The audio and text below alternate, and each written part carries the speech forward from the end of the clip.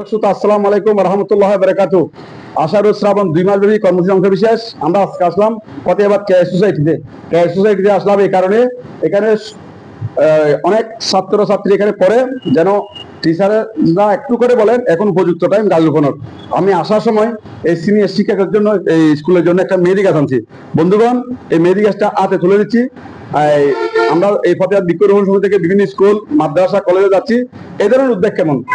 খুব ভালো, আপনাকে স্যালুট জানাই, ধন্যবাদ আপনাকে।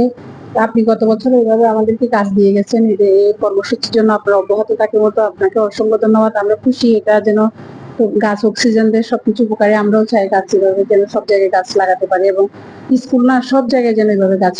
ধন্যবাদ। এই সিনিয়র শিক্ষকের সুস্বাস্থ্য দীর্ঘজীবন কামনা করে এই মেহেদি গাছটা আপনার হাতে তুলে দিলাম, এটা রোপণ করে দিবেন, ঠিক আছে? আজকাল তো মেহেদি আমাদের বাজার থেকে কিনে এটা পাওয়া যায় না, তাই না? সেজন্য একটা মেহেদি গাছ নিয়ে আসলাম, এটা ঠিক আছে, এটা রোপণ করে দেবেন। সুপ্রিয় দর্শক, আজকের অতিথির কাছ থেকে বিদায় নিচ্ছি। খোদা।